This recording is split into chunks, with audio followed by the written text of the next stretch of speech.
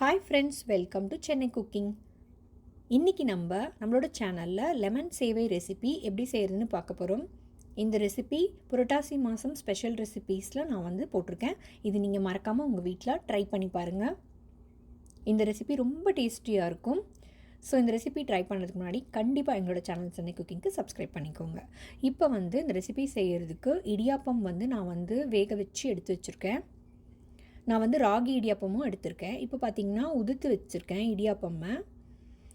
ராகி இடியாப்பமும் நம்ம ஆட் பண்ணுறதுனால ரொம்ப ஹெல்த்தியான ஒரு ரெசிப்பியாக இது இருக்கும். ஸோ இப்போ பாருங்கள், ரெண்டுத்தையும் மிக்ஸ் பண்ணி உதுத்து வச்சுருக்கேன். இப்போ பார்த்திங்கன்னா இஞ்சி, பச்சை மிளகா, கொத்தமல்லி, கேரட் கொஞ்சமாக துருவியிருக்கேன். அதுக்கப்புறம் லெமன் ஒரு லெமன் எடுத்திருக்கேன். அதுக்கப்புறம் வேர்க்கடலை எடுத்திருக்கேன். இப்போ பார்த்திங்க அப்படின்னா ஒரு வாணலியில் எண்ணெய் சேர்த்துட்டு கொஞ்சமாக கடுகு பொரிச்சிக்கோங்க. அதில் உளுத்தம்பருப்பு, கடலைப்பருப்பு சேர்த்து நல்லா பொரிக்க விட்டுக்கோங்க. இப்போ கடுகு நல்லா பொரிஞ்ச பிறகு பச்சை மிளகா, இஞ்சி நம்ம ஆட் பண்ணிக்கிறோம்.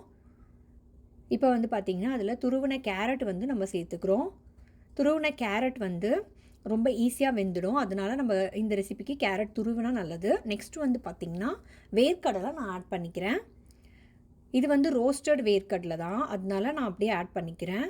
ரோஸ்டட் வேர்க்கடலை இல்லைனா உளுத்தம்பருப்பு, கடலைப்பருப்பு போடும்போதே நீங்கள் சேர்த்து போட்டுக்கோங்க. நெக்ஸ்ட் பார்த்திங்கன்னா ஆஃப் லெமன் நான் ஆட் பண்ணியிருக்கேன். இப்போ இதை நல்லா வதக்க போகிறோம். இப்போ நல்லா சேர்த்து போட்டு வதக்குங்க. இப்போ கொஞ்சமாக மஞ்சள் பொடியை நான் சேர்த்துக்கிறேன். இப்போ பார்த்திங்கன்னா உப்பு நான் சேர்த்துக்கிறேன்.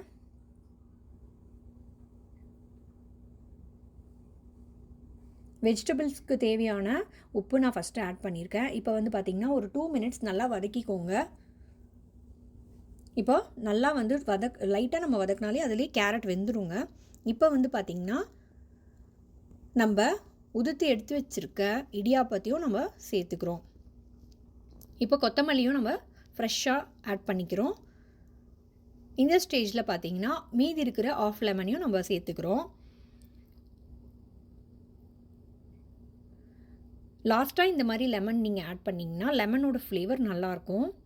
நீங்கள் லெமன் ரைஸ் செய்யும் போதும் இந்த டிப்ஸ் நீங்கள் ஃபாலோ பண்ணுங்கள். ஃபஸ்ட்டே நீங்கள் 2 லெமனையும் நீங்கள் ஆட் பண்ணாதீங்க.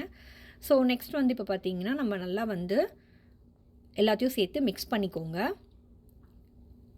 இப்போ நீங்கள் ஆல்ரெடி ஒரு 3 நாள் நைட்டே நீங்கள் இடியாப்பம் செஞ்சுட்டு மீந்திருந்தாலும் அதுலேயும் நீங்கள் இந்த ரெசிபி செய்யலாம். இப்போ பாருங்கள், எல்லாத்தையும் நல்லா மிக்ஸ் பண்ணி விட்டுக்கோங்க.